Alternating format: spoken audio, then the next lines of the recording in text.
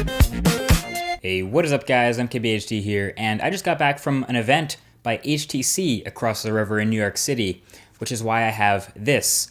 This is the all-new HTC One M8. So, of course, I'm going to go ahead and give you guys my very first impressions of it. Now, obviously, this is one of the most leaked phones of all time, so we basically knew everything that was going to be announced. But of course, hundreds of people came to the event and live blogged the official announcement anyway, and now the device is out and in the wild and people actually get to see it. So physically, this device is going to look very similar to the old HTC One. It resembles it a lot, especially on the front because of those boom sound speakers.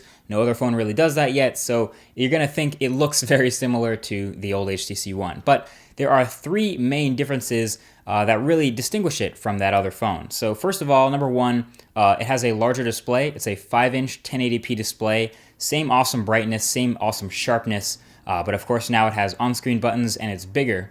And that brings us to number two, which is the device itself is a lot taller. So it brings its height in a lot higher than the old HTC One. If you look at them side by side, it makes it really easy to tell, but the phone's not that much wider. And number three is a lot more rounded off. So they rounded the metal from the back of the phone all the way around to the sides, so there's not nearly as much polycarbonate.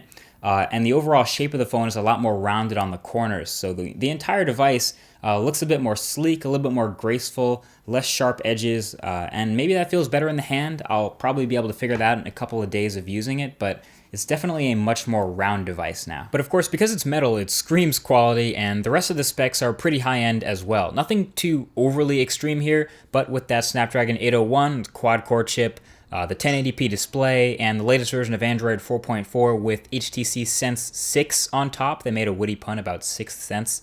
But it's pretty obvious that this is a flagship caliber device for HTC inside and out. So around the back here, we have one of the most talked about parts of the phone. As soon as it was announced at the event, people started chatting about it. It's the cameras. So on the back here, we have a 4.1 megapixel camera. We're sticking with that ultra pixel moniker like I said we would in the What to Expect video.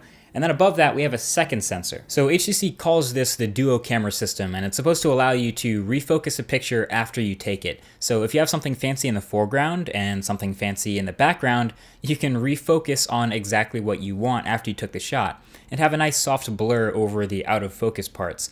From my limited experience though, this feature doesn't even really work very well. It actually looks super artificial in the finished results, but at least this is something they can improve in software pretty quickly since it's in the Play Store, and this new duo camera API is also public, so developers can build the feature into their own apps and maybe make it a little better than HTC does. So, but basically, yeah, a lot of people are still bummed about the fact that this main camera is a 4 megapixel camera, which is actually means the wide angle front facing camera is a higher resolution, you know, for those selfies. Now, I will be doing a lot of testing with these cameras in the next couple of days and weeks before my full review video, so definitely stay tuned for that. But right now, what I can say is they did make some sacrifices. There's no more optical image stabilization. There's now a two-tone flash on the back, which I have to experiment with. I usually don't use flash on my cameras anyway, but it's there. So there's a lot of things I need to figure out. But what I gotta say is, when I was taking pictures with it in New York City, in the viewfinder, while I was taking the pictures, they looked great. They looked fantastic. It was very high frame rate. It looked like the shutter was really, really fast to fire. The autofocus was extremely fast. That was excellent. But then looking at the photos afterwards, after I took them, they resembled the same as photos from the old HTC One, which is okay. It's not particularly high resolution, but obviously, like we said, it's much better in low light than the typical camera, even though it doesn't have OIS anymore. So we'll have to play with this a lot more. I think a lot of people are going to be curious about the differences between this camera and the old HTC One camera. Also, HTC Sense has been redesigned, and that isn't really getting as much media attention because we're not really focusing on that, but this is easily the cleanest, most modern version of Sense UI yet. It's definitely still a skin, no mistaking that, but the redesign helps it stay unintrusive, and I'm liking this design a bit more than the last one.